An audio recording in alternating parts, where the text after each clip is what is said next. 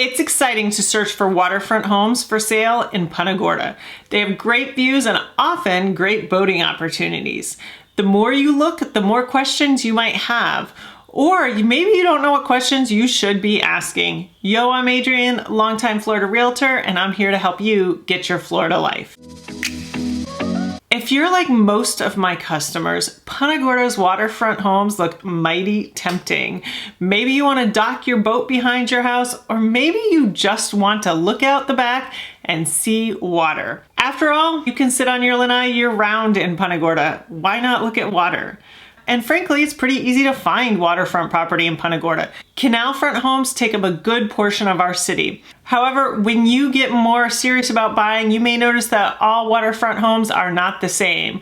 Really wanting waterfront is like wanting a kitchen. Yes, you know you want a kitchen. You won't buy a house without one. However, there are all kinds of kitchens. Do you need a big kitchen? Can you do with a galley kitchen?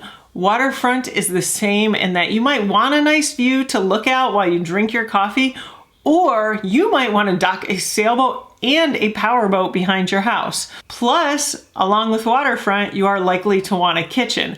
How do all of these things fit together?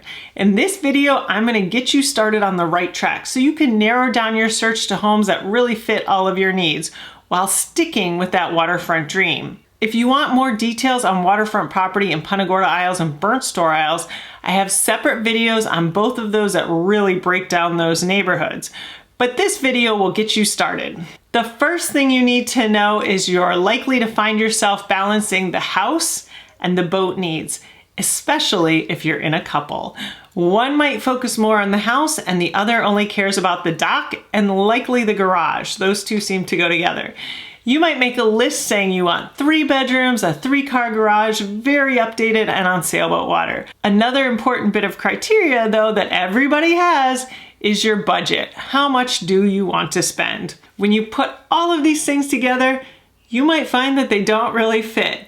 If you're not finding houses in your price range that fit your criteria, you may have to tweak your criteria, which is what I'm here to help you with.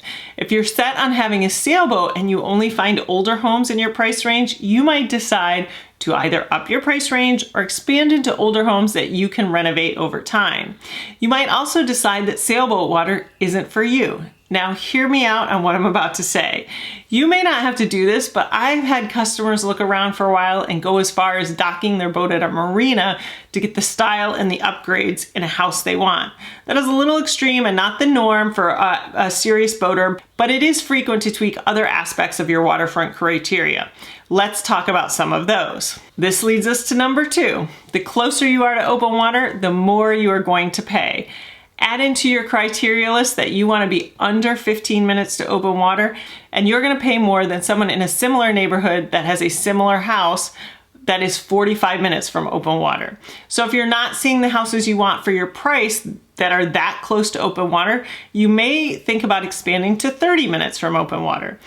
After all, it's very nice to be very close to open water, but if you're a little farther, at least you're still on a boat. Number 3, the price goes up for the more activities or things you can do or have on the water. If you want a sailboat or a large boat or 2 boats, you're likely to pay more for a similar house than you would if you just need a place to launch a kayak or fish off the dock.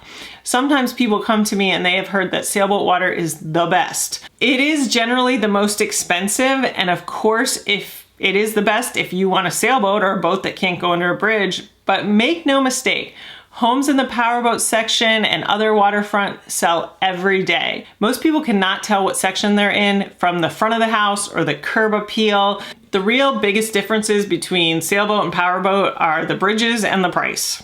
Number 4, there are other waterfront neighborhoods besides Punta Gorda Isles and Burnt Store Isles.